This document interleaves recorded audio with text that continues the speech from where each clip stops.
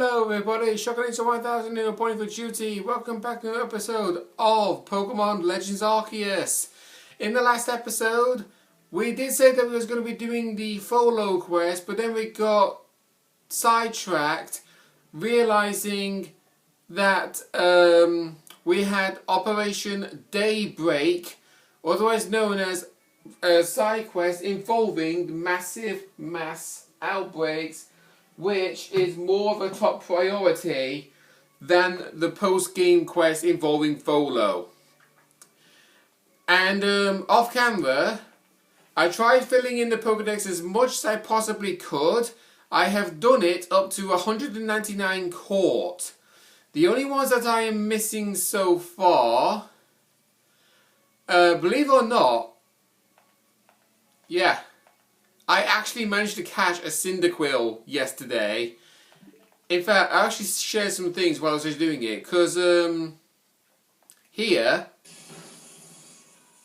I was catching myself a Porygon 2 in a space-time distortion in the Crimson Mirelands. But in that same space-time distortion, I also got a Cyndaquil. So Cyndaquil can show up in space-time distortions, but I'm believing they're only in the post-game, just as a heads up. But also, while I was hunting, I got ambushed by Coin. In the post-game specifically, there's a random chance when exploring the 5 maps, you'll be ambushed by Coin, Charm, or even Clover, and they will force you to battle them with their exact team they've had for the entirety of the story, where Coin will always have Toxicroak, Clover will always have a Abomasnow, and Charm will always have a team of Rhydon and Gengar. And every time you defeat them, you get 4 nuggets every single time you beat them. Every single time. And then, I was using Ursaluna to navigate around the entirety of the map, trying to find myself one particular item. And I accidentally stumbled upon this. Old Verse. There were 20 of these around the entirety of the Hishui region, and I actually found 4 of them when trying to find one particular item, which I was successfully able to get, by the way, in this clip here. I had Ursaluna digging here, and I picked up that, the peat block, which is technically an item you get as a reward for completing the Wonder quests. But I was able to dig one up in Obsidian Fieldlands. The peat block, in case you don't remember, is the item needed to evolve Ursaring into Ursaluna when under the influence of the full moon. So, with that in mind, the only Pokemon I got to register, mine is Oshawott. I got Cherubi still to get. I still have Bonsly still to get. This one, I have under a particular quest. I have been doing the majority of that quest off camera, but we will have a dedicated episode involving me doing that Pokemon in particular. So right now, next Pokemon I'm going to get is Lumineon, which I will again be doing off camera. So this episode, let's go and talk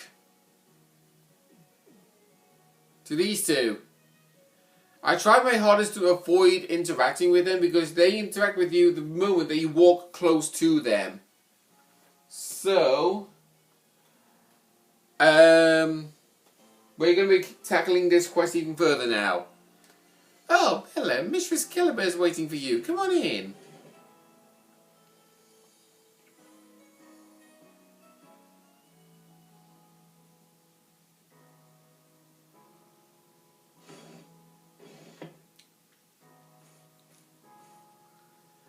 heard all about those massive mass outbreaks. I bet there's some sort of Pokemon festival.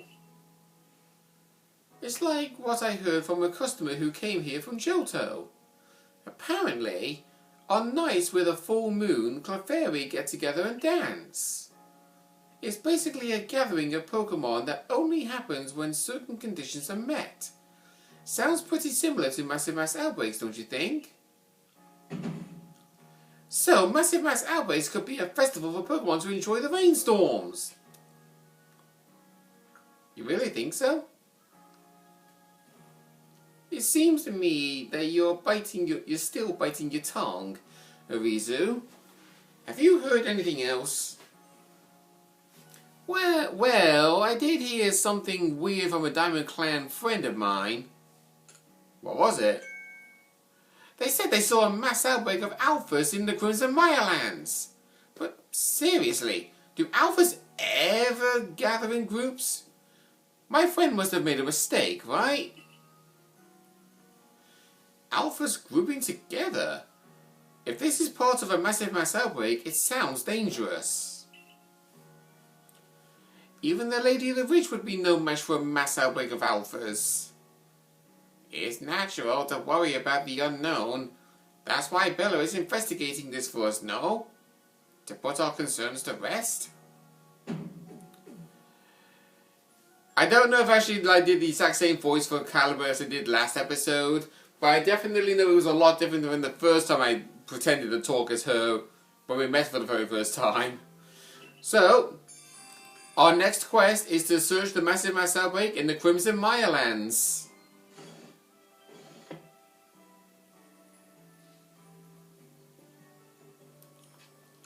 Yep, off we go.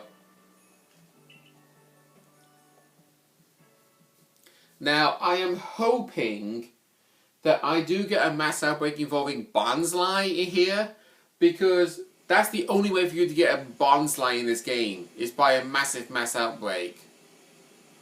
It seems a massive mass outbreak has sprung up in here in the Crimson Mirelands too. Let's try to determine if this phenomenon occurs here as it does in Obsidian Fieldlands. And look who makes a return. It's Melly. What do you want? I heard rumours that you've been investigating massive mass outbreaks or some such, but I, Melly, have already solved the mystery. All that remains is to gather evidence. Really? Not bad. The reason these Pokemon have been mysteriously gathering in rainstorms is to give praise to... My god, I knew he was going to talk high praise of himself.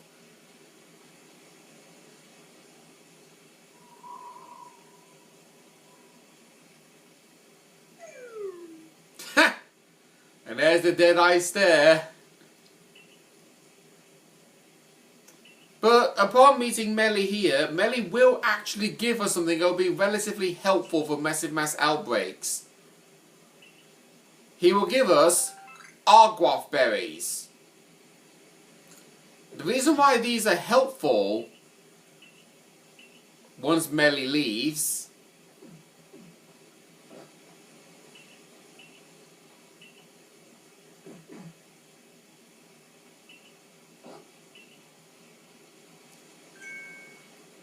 Munchlax is eating the Argwoth berries. He's gobbled up at least 5 of them. And when the minute Munchlax eats 5 Argwoth berries, this happens. It shows you every mass outbreak Pokemon all at once. And how ironic, one of them is Cyndaquil. So Cyndaquil you can actually get in massive mass outbreaks, conveniently enough. But from the look of it, the majority of these Pokemon are to be battled against in order to wipe every single one of them out, apart from these 2 Cricketos and possibly this Badoo.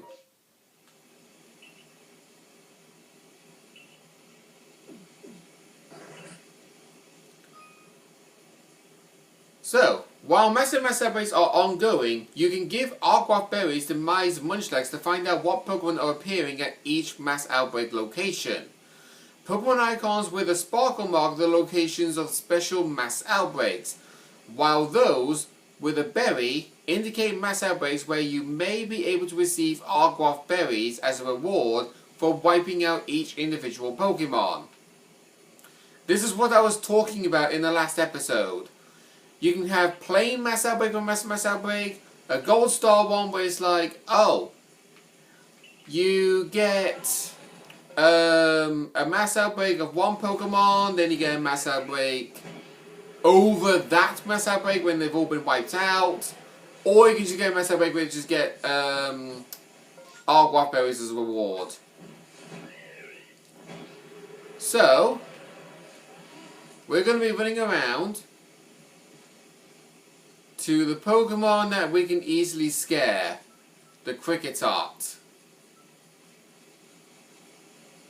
It's a little bit time consuming. I'm going to get my Pokeballs ready just in case, because you never know if a shiny might actually pop up.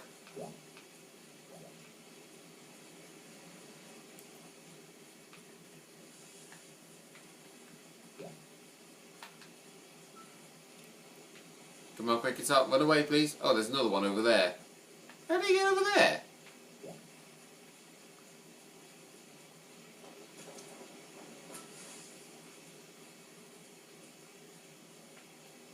Actually, now I think about it. Okay, none of these have a special icon, so it's perfectly fine. Right, so that outbreak is gone. Let's go to the other Kricketot one, so we can scare them away.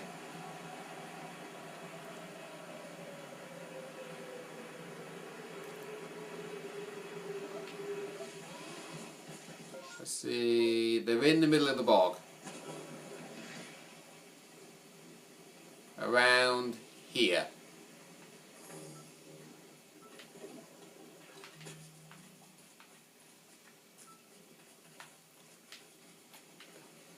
They really do run for a long period of time.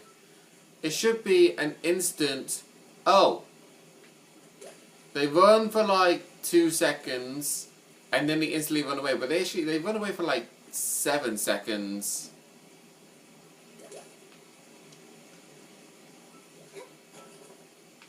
Okay, this should be the last two, because one's hiding in the water. Oh no, there's one over there.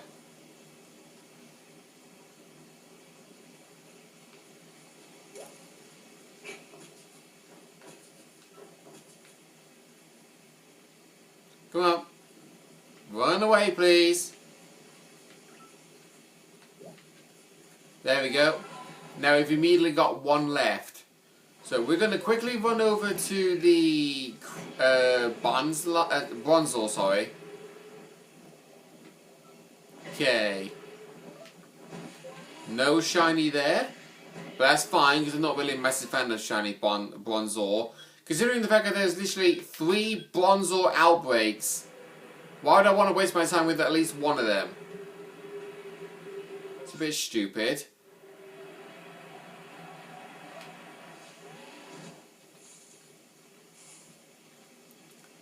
Right, am I near? Ah, there they are. Right, so we can catch the Cyndaquil if we so wish. But, unfortunately, I can't because it's doing a thing where they actually would run away from me.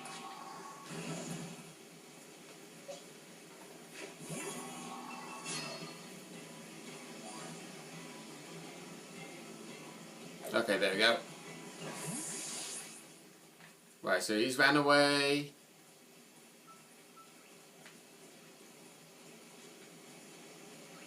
Okay, so apparently you can only catch the Cyndaquil if they don't see you.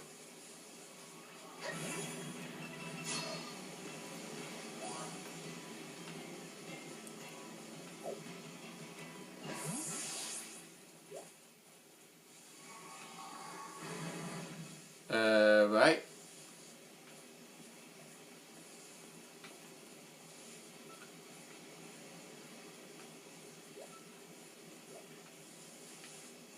Come on. You should run away already.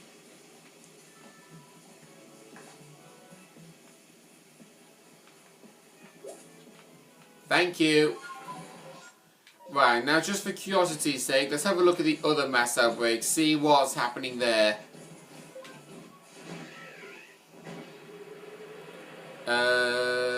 Roselia's close by. Okay, nothing special there.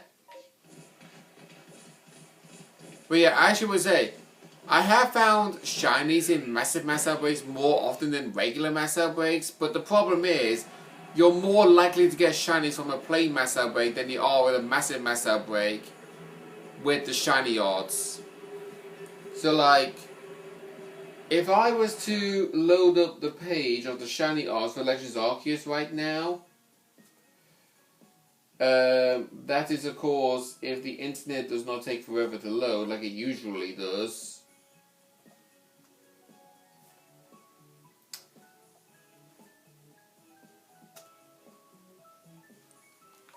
While it's loading.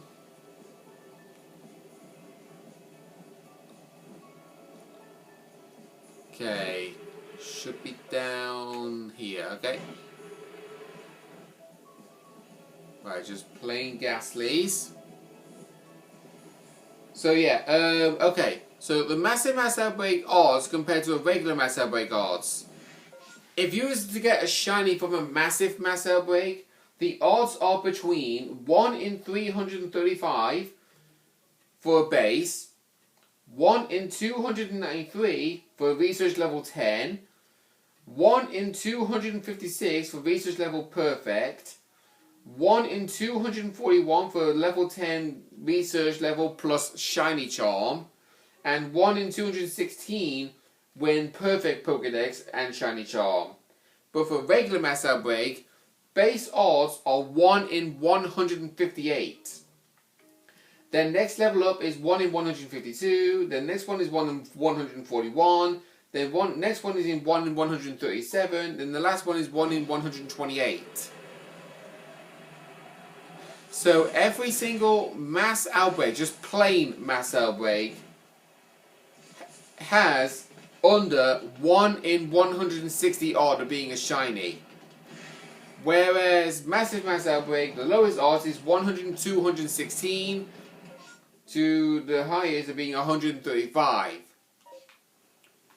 But the standard rate, you got best odds being 101 in 585 to the standard 1 in 4096. Weird dear, come on, please, thank you. I thought you would have been able to jump up cliffs. Right, so that's the Yammer outbreak. Rain's not showing no sign of stopping anytime soon, but that's fine. We just got 3 outbreaks. Actually, no, we got 2 left to hunt because it's just Psyduck and Badoo up here. In case you're wondering, this Bronzor outbreak in particular, there's always a massive mass outbreak that happens in Celestion Ruins, but many of us have been thinking that's actually on the top level, and when I went over there to investigate and I saw, oh, there's not a single one there, where the heck are they? And you realise, oh, it's because they're inside the Celestion Ruins. That mass outbreak I never bother with because it only ever spawns 2 Pokemon in the massive mass outbreak there.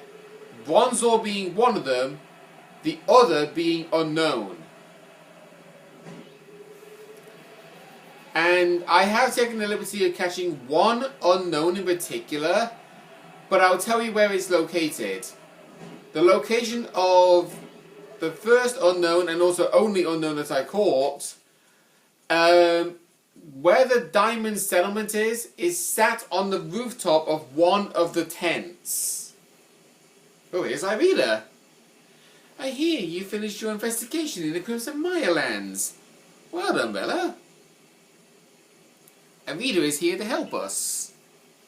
What happens twice will happen thrice, or so they say. Massive mass outbreaks seem likely to occur in the coral coastlands and other areas as well, so I've been discussing the issue with Irida. Why don't we demonstrate to her what has been keeping us so busy? We can turn our investigation to the coral coastlands next. Ah yes, Munchlax, I know what's been keeping you busy is eating. Don't worry, you'll get your berries.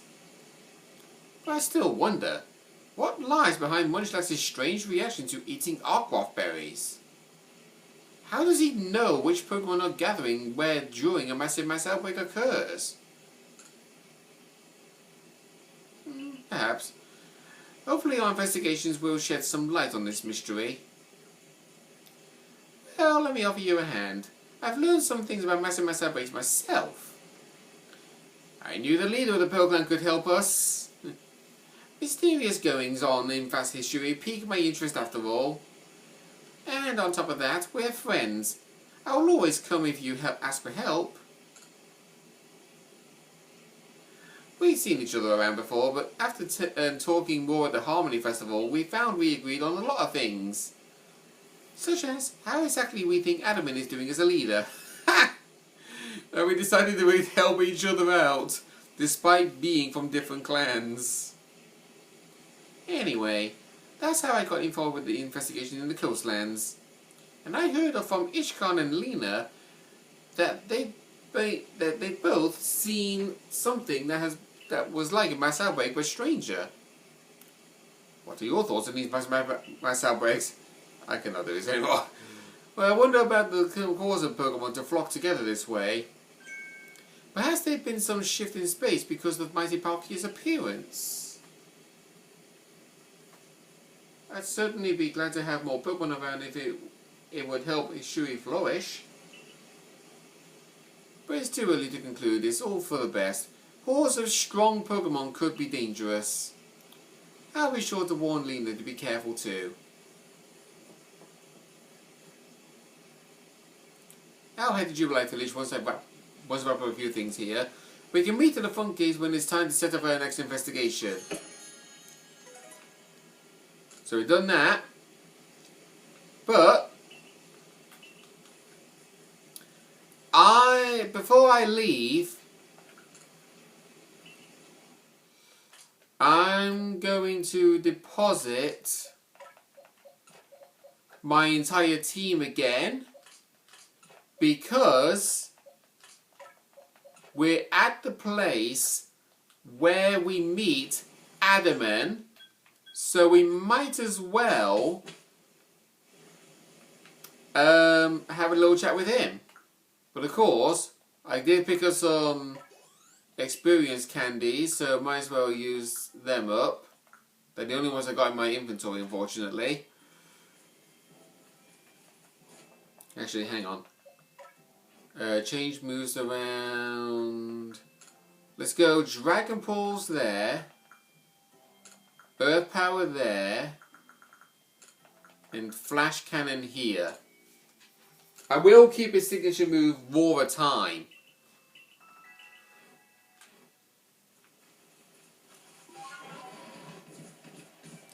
So Adaman will be found up here, looking on to Lake Fowler. Hey, Venus and Bella, good timing. I found some treasure you'd be interested in. Did that make your ears perk up? Happy to fill you in if you're curious. Yes, that's what they call spirit. Curiosity is what moves science forward, according to good old Mr. Professor. But come to think of it, what I found seems too valuable to just let you in on it for free. You'll need to work a little. Here's the deal. I want you to show me what's in your mind, your heart, your soul. In short, battle me. Yeah, we'll do that. So just like the battle with Irida, he will have 3 of the Eevee evolutions on his side. Instead of Glaceon, Flareon and Espeon, it's going to be Leafeon, Umbreon and Vaporeon. So because it's heavily raining, I want to get rid of the Vaporeon first. So let's go for a strong style Dragon Pulse to get rid of Vaporeon immediately.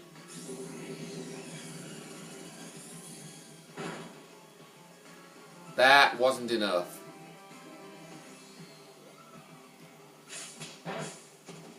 Thankfully, with Dialga being a part Steel type, it resists damage from Quick Attack. And wow, they only allow Vaporeon to attack me. Alright, I'll take that. We'll go for plain Earth Power to finish off Vaporeon. So that's one threat down. We resist damage from Leaf Blade. Now let's go for another strong style Dragon Pulse. This time on Leafeon.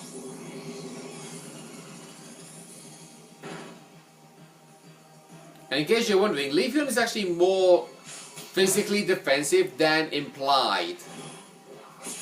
Believe it or not. Of course you get a critical hit with Leaf Blade because high chance. We'll go for a Flash Cannon. Hopefully it'll be enough. Yep. It's not resisted.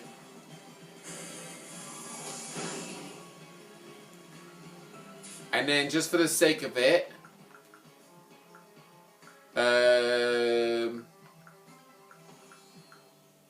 wait. I definitely have not used up all my Hyper Potions. So I have no idea where the hell they could have gone. Oh, right, because when I was exploring the world, overworld, I did actually die twice. I might have actually dropped some.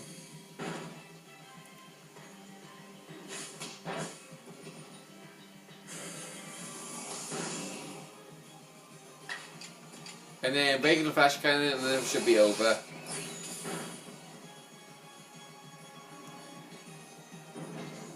And there we go.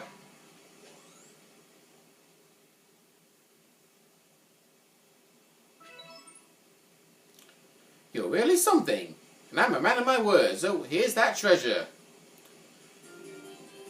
We get the Adamant Crystal. This is the item that allows you to change Dialga into his origin form whenever you want to.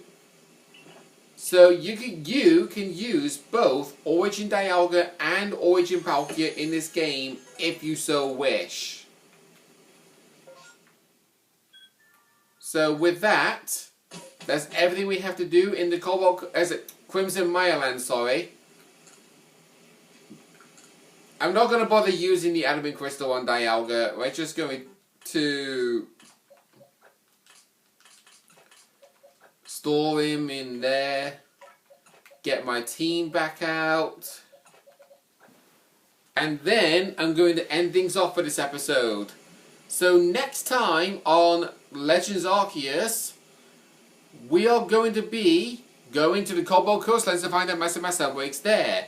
Oh, and in case you're wondering, no matter which camp you go to, she will always be stood at a certain location. Just like Laventon, they are basically found in two places at the same time. Strange as that may be, but that is the case. Anyway, see you guys in the next episode.